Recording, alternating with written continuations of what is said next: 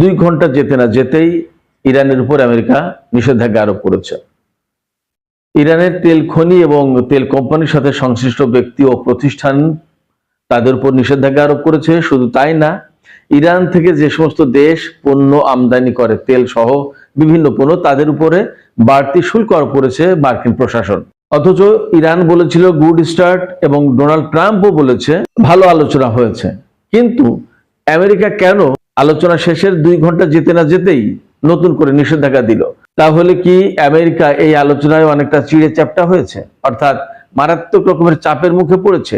তারা কি আসলে ভালো কোনো সিগন্যাল ইরানের থেকে পায়নি এমনটা, নাকি আমেরিকা ইরানকে আরো বেশি চেপে ধরতে চেয়েছে যাতে ইরান চুক্তি করতে বাধ্য হয়?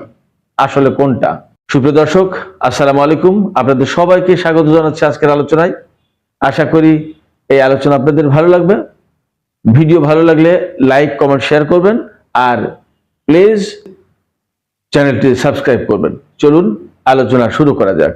গতকাল আমরা সবাই জানি যে ওমানের রাজধানী মাস্কাটে ইরান এবং আমেরিকা আলোচনায় বসেছিল। ইরানের পররাষ্ট্রমন্ত্রী সাইয়েদ আব্বাস আরাকচি বৈঠক থেকে বের হয়ে বলেছিলেন যে গুড স্টার্ট। তার মানে আমরা পরিষ্কার বুঝতে পেরেছি যে ইরানের পক্ষ থেকে এক ধরনের সন্তুষ্টি, স্যাটিসফ্যাকশন প্রকাশ করা হয়েছিল। এবং আমরা গতকালকে বলেছিলাম যে আমেরিকা কিন্তু কিছুই বলেনি। বৈঠকের পর ইরান স্যাটিসফ্যাকশন জানালেও আমেরিকার পক্ষ থেকে তেমন কোনো বক্তব্য পাওয়া যাচ্ছিল না। আমি গতকাল রাতের যে ভিডিও করেছিলাম তাতে বলেছিলাম আমেরিকার পক্ষ থেকে কোনো বক্তব্য পাওয়া যায়নি। পরবর্তীতে জানা গেল ডোনাল্ড ট্রাম্প বলেছেন ভেরি গুড টক, এই আলোচনাকে খুব ভালো আলোচনা বলেছেন।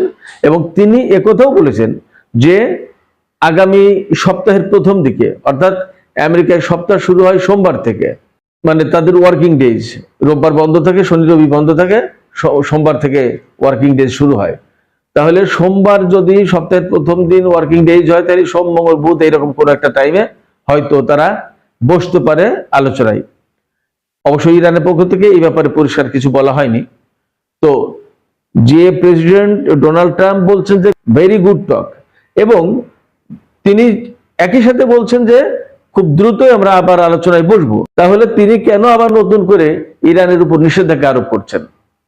এই প্রশ্ন কিন্তু খুব বড় হয়ে দেখা দিয়েছে। এখান থেকেই প্রশ্ন আসছে যে তাহলে ইরান এবং আমেরিকার ভেতরে যে আলোচনা হয়েছে ওমানের রাজধানী মাস্কাটে, ওমানের মধ্যস্থতায়, সেই আলোচনায় আমেরিকা কি আসলে খুব সুবিধাজনক অবস্থানে ছিল না? বেকায়দায় পড়েছে, চাপে পড়েছে? ইরান কি তাদের কথা কোনো কিছু মানতেই চায়নি? ব্যাপারটা কি? আসুন একটু একটু করে আমরা আলোচনা করি। আমেরিকা এই আলোচনায় কি করতে চেয়েছিল? আমেরিকা চেয়েছিল যে ইরানের পরমাণু কর্মসূচি বাতিল হবে, ইরানের ক্ষেপণাস্ত্র কর্মসূচি বাতিল, কিংবা তাদের ক্ষেপণাস্ত্রের রেঞ্জ 200 কিলোমিটারের কম পাল্লায় কমিয়ে আনতে হবে। তারপরে আরেকটা বিষয় ছিল যে তারা চীনের সাথে বেশি তেল বেচা কেনা করতে পারবে না। এরপরে তাদের স্যাটেলাইট প্রজেক্ট বা মহাকাশ কর্মসূচি বাতিল করতে হবে, আঞ্চলিক যে সমস্ত প্রক্সি ফোর্স রয়েছে তাদের সাথে সম্পর্ক বাতিল করতে হবে, এই সমস্ত অনেক কিছু। তো এই সমস্ত দাবি দেওয়া নিয়ে যখন আমেরিকা ওমানের মাধ্যমে ইরানকে প্রস্তাব দিয়েছে, ইরান সরাসরি এগুলো সব নাকচ করে দিয়েছে, দিয়ে বলেছে শুধুমাত্র পরমাণু ইস্যু নিয়ে কথা বলার কথা, সেইটা নিয়ে হবে আলোচনা। এছাড়া আর একটা কর্মসূচি, একটা বিষয় নিয়েও কোনো আলোচনা আমেরিকার সাথে হবে না। আর তারা বলেছে যে পরমাণু কর্মসূচি নিয়ে যে আলোচনা হবে সেটা হচ্ছে এই যে ইরান ইউরেনিয়াম সমৃদ্ধ করবে, কত মাত্রায় করবে সেইটা নিয়ে আলোচনা হতে পারে, কিন্তু এই আলোচনা হবে না যে ইরান পরমাণু সমৃদ্ধ করতে পারবে না, ইউরেনিয়াম সমৃদ্ধ করতে পারবে না, এই কথা নিয়ে কোনো আলোচনা হবে না। খুব পরিষ্কার, খেয়াল করুন। 2, ক্ষেপণাস্ত্রের প্রসঙ্গ যেটা, সেটা বলে একদম পরিষ্কার করে বলেছে যে এটা তোমাদের কোনো বিষয় না, এটা সম্পূর্ণভাবে আমাদের ব্যক্তিগত, আমাদের রাষ্ট্রীয় ব্যাপার, এটা নিয়ে কোনো আলোচনা হবে না। একই কথা বাদ বাকিগুলো, চীনের সাথে কতটুকু তেল রপ্তানি করবে কি করবে না, তারপরে মহাকাশ কর্মসূচি, স্যাটেলাইট আকাশে পাঠাবে না, আঞ্চলিক প্রক্সি ফোর্স গুলোর সাথে তাদের সম্পর্ক থাকবে কি থাকবে না, এর কোনোটা নিয়েই কোনো আলোচনা করতে চাইনি, পাত্তাই যায়নি, সহজ কথা। ফলে আমেরিকার যে প্রতিনিধি দল ছিল যেহেতু কোনো পাত্তা পাননি তারা ইরানের সাথে আলোচনায়, সেক্ষেত্রে শুধুমাত্র ওই পরমাণু বিষয় কোন মাত্রায় কতটুকু সমৃদ্ধ করা যাবে, ইরান কতটুকুতে রাজি, এই সমস্ত নিয়ে ছোটখাটো আলাপ আলোচনা হয়েছে। খুব লম্বা আলোচনা বা খুব যে কার্যকর আলোচনা হয়েছে তা কিন্তু না। তবে ইরানের পক্ষ থেকে যেহেতু বলা হচ্ছে গুড স্টার্ট, তার মানে ব্যাপারটা হয়েছে এই যে তারা অর্থাৎ আমেরিকা যা চেয়েছিল তার কোনো কিছুই ইরান মানেনি। সেক্ষেত্রে ইরান তার মতো করে আলোচনাটা শুরু করতে পেরেছে, এই জায়গা থেকে গুড স্টার্ট বলছে। আর ডোনাল্ড ট্রাম্প কেন ভেরি গুড টক বলছে? ডোনাল্ড ট্রাম্প ভেরি গুড টক বলছে দুইটা কারণে। এখানেই আসল খেলাটা, একটু খেয়াল করে শুনুন, বুঝতে পারবেন। ইরানের সাথে America, Britain, France, Germany, Russia এবং চীন, এই দেশগুলোর যে চুক্তি হয়েছিল পরমাণু ইস্যুতে 2015 সালে, এই চুক্তি বাতিল করে দেয় ডোনাল্ড ট্রাম্প 2018 সালে ক্ষমতা আসার পর। এখন এই চুক্তি বাতিল করে দিলে তখন কি বলেছিলেন তিনি? তখন বলেছিলেন যে একদম সবচেয়ে একটা বাজে চুক্তি হয়েছে আমেরিকার ইতিহাসে, আমেরিকা এখান থেকে কিছুই পায়নি, সব ইরানকে দিয়ে দেওয়া হয়েছে। এবং তিনি বলেছিলেন যে খুব সামান্যর পরিবর্তে অনেক বড় কিছু দেওয়া হয়েছে, এই কথা বলে তিনি সেই চুক্তি বাতিল করে দিলেন। আমেরিকা চুক্তি বাতিল করলেও ইউরোপের কোন দেশ, রাশিয়া, চীন, তারা কিন্তু এই চুক্তি বাতিল করে, তারা কিন্তু ইরানের সাথে এই চুক্তিতে ছিল। পরবর্তীতে কিছু কিছু ডিফেকশন হয়েছে, বাট চীন এবং রাশিয়া এই চুক্তি থেকে কখনোই সরে যায়নি। ডোনাল্ড ট্রাম্প যে আমেরিকাকে সরিয়ে নিলেন, তারপরে কি ঘটলো? ডোনাল্ড ট্রাম্পের উপর আলটিমেটলি একটা দায় চলে গেল যে চুক্তি থেকে তো সরে গেল, কিন্তু ইরানের সাথে নতুন একটা চুক্তি করা প্রয়োজন। কারণ চুক্তি কেউ এতদিন করতে পারেনি, ওবামার আমলে হলো। এখন ওবামার আমলে সেই চুক্তি বাতিল করে দিল, কিন্তু মার্কিন প্রশাসন বা তাদের ডিপ স্টেট বলতে যেটা বোঝায়, তাদের ভিতর তো একটা প্রশ্ন ছিল যে চুক্তি তো করা হলো, সেই চুক্তি বাতিল করলে কি হবে? ডিপ্লোম্যাটিক্যালি অর্থাৎ কূটনৈতিকভাবে তো আমেরিকা একটা অবিশ্বাসী জায়গায় চলে গেল। অর্থাৎ আমেরিকা কোনো কূটনৈতিক বা কোন চুক্তিকে মূল্য দিল না। এটা কিন্তু প্রমাণ হয়ে গেল ডোনাল্ড ট্রাম্প যখন এই চুক্তি বাতিল করে দিল। তখন এই ভালো চুক্তি করার চাপ কিন্তু ডোনাল্ড ট্রাম্পের উপর আছে। তিনি এবার ক্ষমতা আসার পর ব্যাপকভাবে চেষ্টা চালাচ্ছেন ইরানের সাথে একটা চুক্তি করতে। তিনি দেখাতে চান জনগণকে এবং বিশ্ববাসীকে যে আমি ওই চুক্তি বাতিল করে দিয়ে দেখো ইরানকে বাধ্য করে এইরকম একটা চুক্তি করলাম, যাতে ইরানের কোনো পরমাণু সক্ষমতা বা পরমাণু কর্মসূচি পরিচালনা করার কোনো সুযোগ দেওয়া হয়নি, এরকম একটা দেখাতে চেয়েছেন।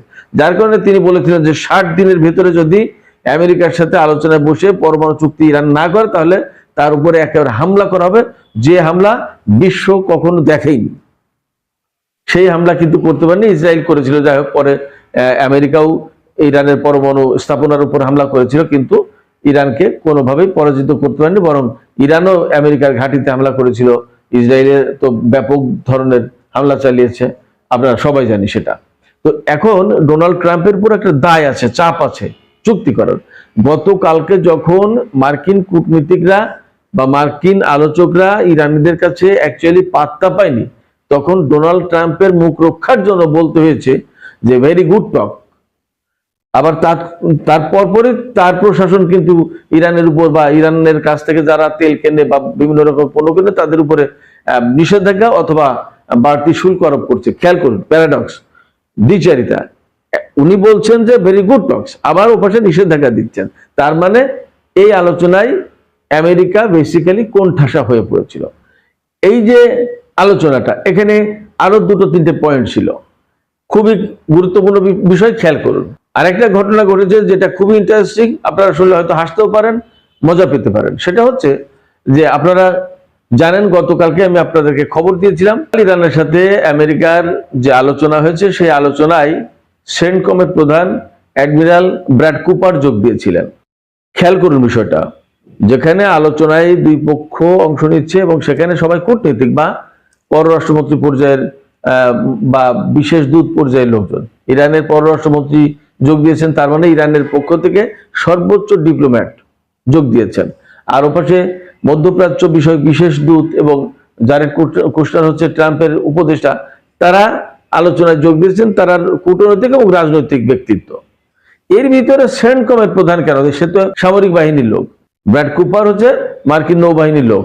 তো এই যে সশস্ত্র বাহিনীর লোক কেন? ইরান সেন্টকমের প্রধানকে দেখে খেপে গেছে এই কারণে যে সেনাবাহিনী, সামরিক বাহিনীর লোক কেন এখানে? ইরান এটাকে বলেছে যে আমেরিকা টেবিলে বন্দুক রেখে আমাদেরকে ভয় দেখিয়ে চুক্তি করতে চায়, এই কারণে ইরান খেপে গেছে।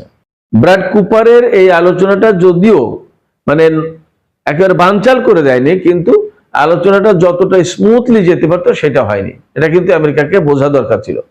আমেরিকা বুঝে শুনে এই কাজ করেছে। তারা বেসিক্যালি ইরানকে ভয় দেখাতে এবং চাপ সৃষ্টি করতে চেয়েছে। এখন গতকালকের এই আলোচনা যে পর্যায়ে গেছে, এখান থেকে কি হতে পারে আমি আপনাদেরকে বলি। ডোনাল্ড ট্রাম্প বলছে যে আগামী সপ্তাহের প্রথম দিকেই হয়তো আলোচনায় বসে যেতে পারে, নতুন আলোচনায়। কিন্তু এর ভিতরে অন্য ঘটনাও তিনি ঘটাতে পারেন, তাকে আসলে বিশ্বাস করাটা খুব কঠিন ব্যাপার।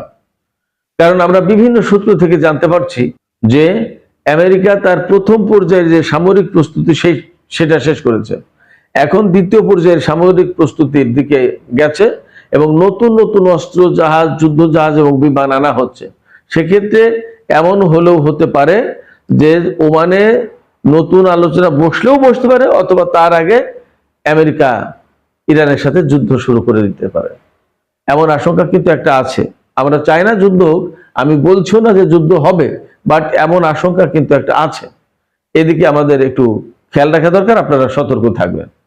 এখন নতুন করে যে আলোচনা গতকালকে হলো, এই আলোচনার প্রভাবে কি কি হয়েছে বিশ্ব রাজনীতিতে, বিশ্ব অর্থনীতিতে, সেটার দিকে একটু খেয়াল করি আমরা।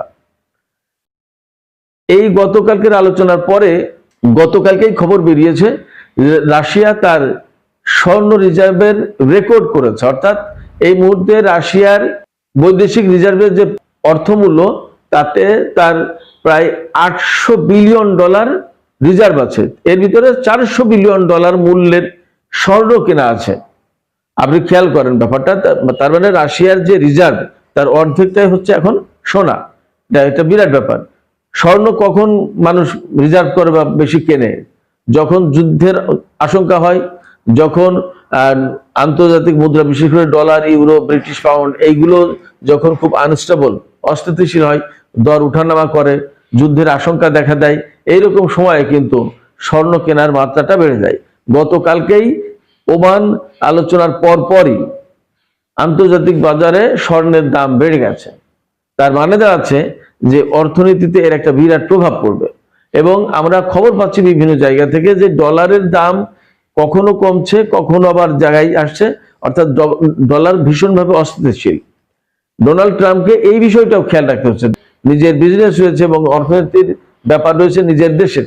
সেক্ষেত্রে ডলার যদি ইনস্টেবল হয়ে যায়, ডলার যদি অস্থিতিশীল হয়, প্রচন্ডভাবে পতন ঘটে দামের, অথবা যদি উঠানামা করে, তাহলে আমেরিকার স্টক এক্সচেঞ্জে তার প্রভাব পড়বে, আন্তর্জাতিক বাণিজ্যে প্রভাব পড়বে, বিশ্ব অর্থনীতিতে প্রভাব পড়বে এবং ডলারের উপরেও অনেকের আস্থা কমে যাবে। তখন কিন্তু মানুষ আরো বেশি অন্য মুদ্রা বা স্বর্ণ কিনতে যাবে। এই বিষয়টা খেয়াল রেখে ডোনাল্ড ট্রাম্পকে ইরানের বিরুদ্ধে নিষেধাজ্ঞা দিতে হয়েছে, আবার ওপাশে এই ঘোষণা দিতে হয়েছে। ভেরি গুড টক। বেসিক্যালি ডোনাল্ড ট্রাম্প আসলে ম্যানেজ করতে পারছেন না খুব একটা চমৎকার ভাবে। আমি ব্যক্তিগতভাবে এমনটাই দেখছি। এখন এই দিকে আমেরিকা যখন দ্বিতীয় পর্যায়ের সামরিক প্রস্তুতি নিচ্ছে, তখন ইরান কি করছে এটা একটু জানি আমরা, এরপরে আলোচনা শেষ করব। আমেরিকা যখন দ্বিতীয় পর্যায়ের প্রস্তুতি নিচ্ছে বা ওমান বৈঠকের প্রস্তুতি চলছিল, এবং সেখানে যখন সেন্টকমের প্রধানকে নিয়ে যাওয়া হচ্ছে বলে ইরানের গোয়েন্দা কর্মকর্তা বা সামরিক কর্মকর্তাদের কাছে খবর গেছে, বা রাজনৈতিক নেতৃবৃন্দের কাছে খবর গেছে, তখন ইরান কিন্তু একটা কাজ করেছে। ইরান চট করে তাদের খুররম শাহ 4 এই ক্ষেপণাস্ত্র দেখিয়ে দিয়েছে বিশ্ববাসীকে।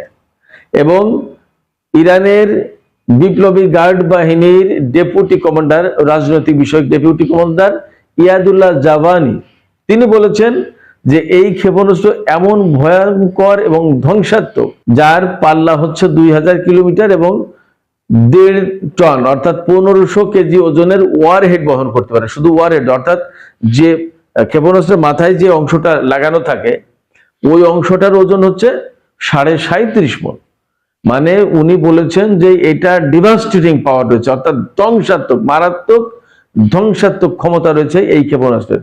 এবং এটা হাইপারসনিক 16 বা 17 ম্যাক শব্দের গতির চেয়ে 16 বা 17 গুণ গতিতে এই ক্ষেপণাস্ত্র ছুটতে পারে। তার মানে ইরান থেকে ইসরায়েলের দূরত্ব হচ্ছে 1500 থেকে 1700 কিলোমিটার। এই ক্ষেপণাস্ত্র ছোড়ার কয়েক মিনিটের ভিতরে আপনার ইসরায়েলে গিয়ে পৌঁছাবে। এবং সবচেয়ে মারাত্মক যে ব্যাপারটা সেটা হচ্ছে যে এই ক্ষেপণাস্ত্র ঠেকানোর কোনো প্রযুক্তি ইসরায়েল বা আমেরিকা বা বিশ্বের কোনো দেশের কাছে নেই। এটা এক ভয়ঙ্কর এক ব্যাপার। সেক্ষেত্রে ইরান কিন্তু আমেরিকাকে সামরিক প্রস্তুতির এগেনস্টে নিজেদের প্রস্তুতির মেসেজ দিয়েছে। এটা গেল এক। এবং একই সাথে আরেকটা জিনিস আপনারা খেয়াল করেছেন কিনা, এর 2 দিন আগে ইরাকে একটা ক্ষেপণাস্ত্র সিটি, মিসাইল সিটি উন্মোচন করা হয়েছে, দেখানো হয়েছে, যেটা ইরান থেকে সুড়ঙ্গ টানেল করে দিয়ে গিয়ে ইরানে এই ক্ষেপণাস্ত্র সাজানো হয়েছে, সিটি তৈরি করা হয়েছে। তার মানে এখানে একটা জিনিস খুব পরিষ্কার যে ইরান এবং ইরাকের ভেতরে এখন সম্পর্কটা এতটাই বেশি যে ইরানের ক্ষেপণাস্ত্র ইরাকে মোতায়েন করা যাচ্ছে। এবং আমি আগেই বলেছি যে ইরান সমর্থিত বা ইরানের পক্ষে কাজ করে এমন যোদ্ধা গোষ্ঠী রয়েছে, প্রক্সি ফোর্স রয়েছে, তারা কিন্তু ওই ক্ষেপণাস্ত্র ব্যবহার করবে। সেক্ষেত্রে ইরানের সর্বোচ্চ নেতা যে কয়েকদিন আগে বলেছিলেন যে ইরানের উপর হামলা হলে সরাসরি আঞ্চলিক যুদ্ধ শুরু হবে, এটা কিন্তু তার একটা ছোট্ট বা বড় প্রমাণ, যাই বলেন। তো সুপ্রিয় দর্শক, আজকের আলোচনা শেষ করতে চাইছি। আপনাদের কাছে প্রশ্ন রাখতে চাই, ডোনাল্ড ট্রাম্প যে বলেছেন যে ভেরি গুড টক, আপনাদের কি মনে হয় এটা কি আসলে খুব ভালো আলোচনা হয়েছে, নাকি আলোচনার নামে কোন রকম মুখ রক্ষা করার চেষ্টা এবং তার কারণেই ইরানের উপর নিষেধাজ্ঞা? আপনাদের কি মনে হয়? পাশাপাশি আর একটা প্রশ্ন করতে চাই যে যদি অ্যাকচুয়ালি আমেরিকা ইরানের বিরুদ্ধে যুদ্ধ করার প্রস্তুতি ভেতরে ভেতরে নিতে থাকে, তাহলে যুদ্ধ কি অনিবার্য হয়ে উঠছে? কি মনে হয় আপনাদের? এছাড়া অনেকে, আমাদের বাংলাদেশের অনেক মানুষ মধ্যপ্রাচ্যের বিভিন্ন দেশে থাকেন এবং তারা আমার এই ভিডিও দেখেন, আমি জানি।